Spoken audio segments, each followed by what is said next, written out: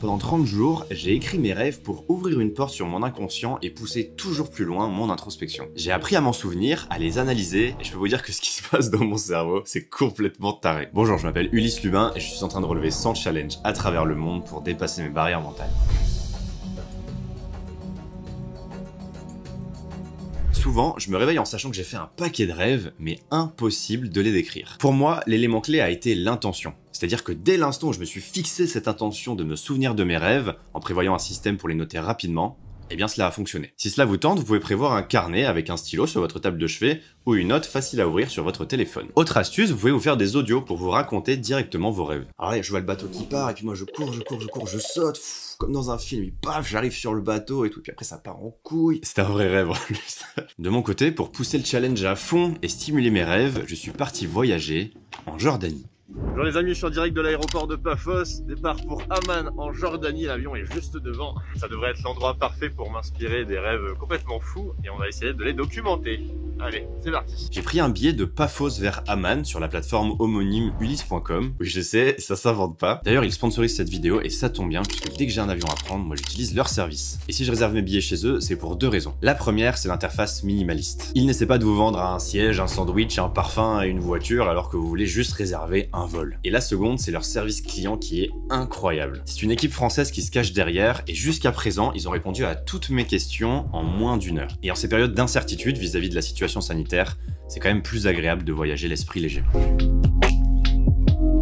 Les amis, bienvenue à Amman, c'est une ville qui s'étend à perte de vue. C'est assez hallucinant, il y a un très grand drapeau juste ici. Et ça y est, aujourd'hui c'est le premier jour d'aventure. Et ce matin j'ai réussi à me souvenir de mes rêves, donc je les ai écrits première fois. Je suis content, ça fonctionne, on continue. Cet endroit stimule pas mal mes sens. J'espère que ça stimulera aussi mes rêves. Ou alors ça fonctionne pas du tout comme ça. En tout cas ça sent très bon ici. Le premier constat flagrant, c'est que mes rêves étaient corrélés à des situations vécues dans la journée. Je dirais que je faisais du skate et du ping-pong avec l'un des acteurs d'une série que je suis en train de regarder. C'est vrai avec les gens que je rencontrais, mais aussi avec des vidéos que je pouvais voir. Par exemple, donc jour 11, j'ai regardé un match de l'équipe de France et j'ai rêvé d'Adrien Rabiot. Jour 16, j'ai commencé à regarder Arcane et j'ai rêvé de League of Legends. Jour 26, j'ai regardé le documentaire d'Angèle.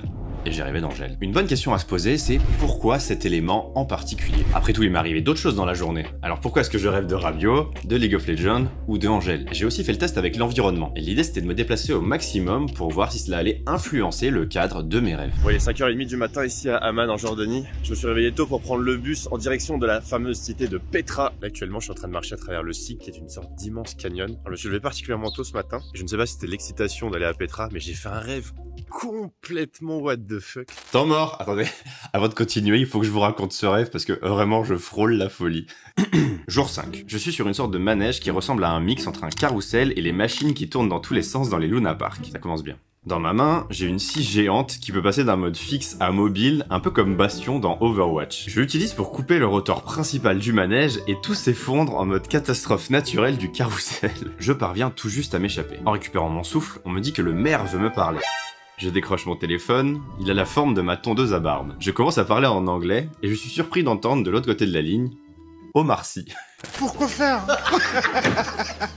C'est intéressant parce que je suis en train de comprendre qu'il y a différents types de rêves en fait. Il y a ceux qui n'ont vraiment aucun sens, il y a ceux qui ont une symbolique très forte, il y a ceux dont on se souvient pas. Et puis il y en a probablement beaucoup d'autres et il faut que je continue à explorer. Et avant ça, Petra. J'ai donc passé 3 jours à visiter de fond en comble la cité antique de Petra. Allez les amis, là on est en pleine exploration. Regardez, c'est un temple gigantesque situé au beau milieu du site de Petra. C'est assez hallucinant. J'ai d'ailleurs partagé toute l'aventure sur Instagram et je vous invite à m'y rejoindre si vous voulez voyager en dehors des sentiers battus. En fait, je suis assez fan des stories, j'aime trop l'interaction qu'on peut avoir et j'en fais un paquet chaque jour. À force de marcher au hasard, on est tombé sur Hani qui vit ici. Il paraît qu'il y a encore 30 familles qui vivent dans Petra. Il est né dans les montagnes et là il a sa petite cabane, il dort ici. Et il nous a offert le thé, donc super sympa. Bon, et la part de Lost, il donne sur ça. C'est quand même incroyable. Attention.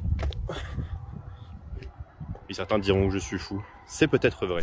Pour le coup, le fait d'être à Petra n'a pas particulièrement influencé les lieux dans lesquels mes rêves prenaient place. Par contre, j'ai commencé à devenir de plus en plus efficace pour me souvenir de mes rêves. Ça fait bientôt une semaine que j'écris mes rêves et je crois que le site de Petra, il a bien alimenté mon imagination. Ce matin, je me suis réveillé, je me suis souvenu de 5 rêves différents, enfin, en tout cas 5 situations différentes, toutes plus what the fuck les unes que les autres. Vraiment, je me demande ce qui se passe dans ma tête parfois. Et là, on se dirige un peu à travers le désert vers une porte secrète, la deuxième entrée de Petra qui se trouve à l'arrière, qui est très peu connue des touristes. Bon, j'espère que ce soir, je rêverai de ça et que j'arrêterai de rêver de ces trucs complètement frappés là, c'est pas possible. Quelques jours plus tard, alors que j'étais toujours en train d'expérimenter avec les rêves, j'ai poussé le vice en partant avec mon ami Majid dormir à la belle étoile dans le désert de Wadi Araba. Majid, je l'ai rencontré à Petra alors que j'étais perdu dans les montagnes.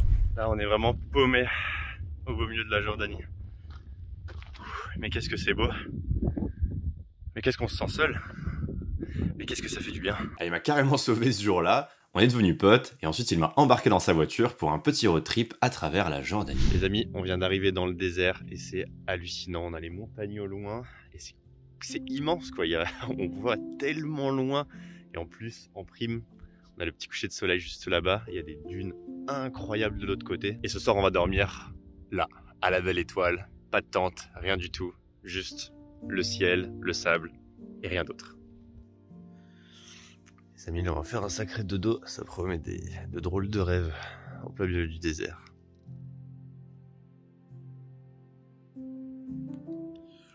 Salut, ça fait un peu bizarre de se réveiller dans le désert. Et clairement, l'environnement influence mes rêves puisque j'ai... Cette nuit, j'avais envie de faire pipi et dans mon rêve, je me suis levé pour aller pisser. Et là, il y a une cavalerie qui est arrivée, qui a débarqué et qui m'a enlevé. En plein milieu du désert, et on est parti vivre des aventures, et je me souviens plus vraiment le détail des aventures, mais ouais, une petite dinguerie encore. Ça prouve vraiment que l'environnement dans lequel on s'endort influence nos rêves, évidemment, en plus de ce qui s'est passé dans la journée.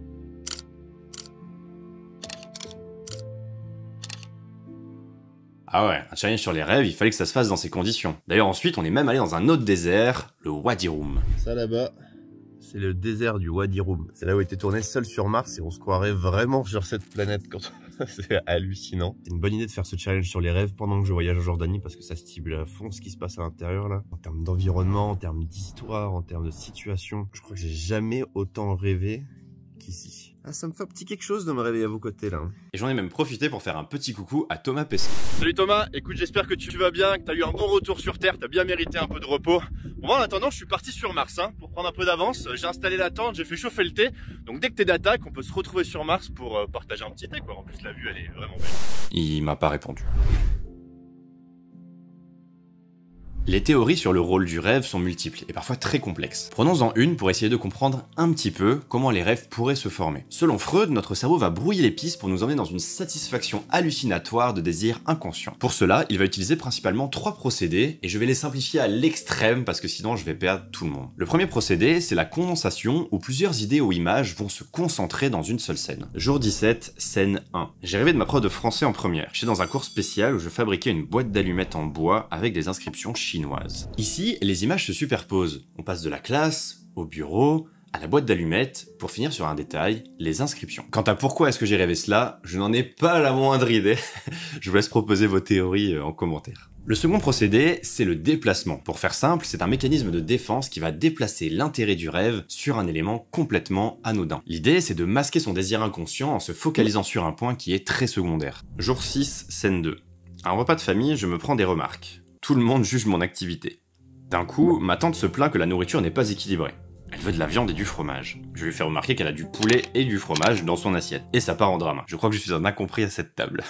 Je me lève et passe le reste du rêve à laver des fruits. Puis j'en propose à tout le monde. Bon, il me semble assez clair qu'ici, mon attention s'est détournée du problème principal pour aller laver des fruits. Ce qui est intéressant ici, c'est qu'aujourd'hui je vis très bien le fait de ne pas être parfaitement compris par tous les membres de ma famille. Peut-être que le message caché ici, c'est la peur profonde de décevoir. Le troisième procédé, c'est la figuration. Freud entend que le rêve cherche à revêtir un aspect harmonieux pour se présenter sous la forme d'un scénario digne d'intérêt, mais qui masquera le message inconscient. Encore une fois, on a des démons, mais on n'ose pas se les avouer. Alors attention, il faut bien faire la différence entre le rêve, qui se caractérise par les images dont on arrive parfois à se souvenir, et les pensées du rêve. La figuration, c'est le procédé qui va transformer les pensées en images, détruisant parfois le lien logique. Jour 23, scène 1. J'ai rêvé que je me faisais capturer par un vampire qui attache des gens contre des aiguilles. Je suis avec une autre personne, une fille qui réussit à se libérer. Elle vient ensuite défaire mes liens. Au moment de nous enfuir, Dracula revient. Il nous a captés, alors je l'attaque. Une ex est à côté, et elle nous regarde. Au calme. Un exercice simple pour commencer à interpréter ses rêves, c'est de se mettre à la place de chaque élément du rêve. Quel est le sens de la métaphore des aiguilles? Pourquoi un vampire? Pourquoi suis-je attaché? Pourquoi est-ce que c'est une fille qui vient me libérer? Pourquoi est-ce que ça part en baston? Et surtout, pourquoi est-ce que toute cette scène se déroule sous le regard d'une ex? Ah là là, tant de questions qui relèvent de la psychanalyse, mais je vais garder mes suppositions pour moi.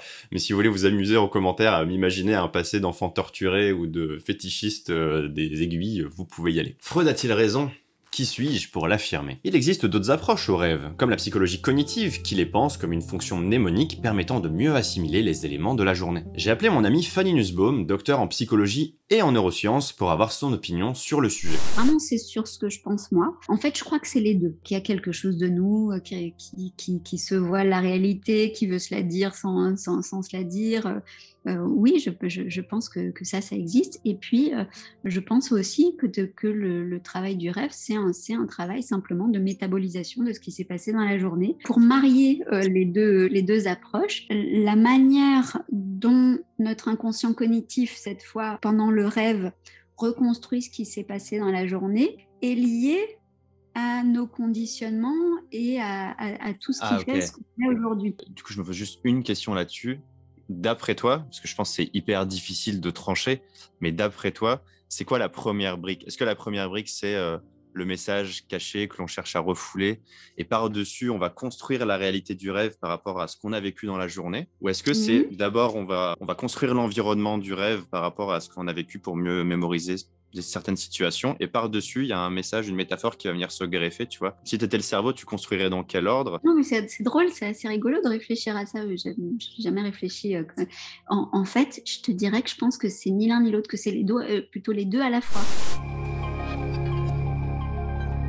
Au total, sur les 30 jours de ce challenge, il n'y a eu que 4 fois où je ne me suis pas souvenu de mes rêves. Les 26 autres matins, je me suis réveillé avec en mémoire au moins une situation. Et mon record, c'est le jour 6 où j'ai réussi à décrire 5 situations complètement différentes. Pendant ce mois de rêve, je ne crois pas avoir fait de cauchemar. En tout cas, je me suis jamais réveillé en sueur ou mal à l'aise. Aussi, je n'ai pas eu l'impression de voir de sujets récurrents comme cela a pu m'arriver par le passé. À l'époque, j'étais moins bien dans mes baskets, et alors je sais pas si c'est lié, mais un rêve venait souvent me tourmenter sous une forme ou une autre. Alors je faisais ce rêve une fois diplômé, mais ça m'a ramené à l'école dans un cadre complètement différent à chaque fois, mais la situation était toujours la même, c'est-à-dire que il me manquait quelque chose pour valider mon diplôme d'ingénieur. Ça peut être que d'un coup on se rend compte que j'ai pas validé un stage, ou un examen où au rattrapage je prends 0, et du coup c'est éliminatoire, ou peu importe la forme. Enfin, vraiment, il se manifestait de plein de manières différentes, mais toujours le même sujet. Il y a un problème pour valider ce diplôme, alors que je me suis jamais servi de ce diplôme.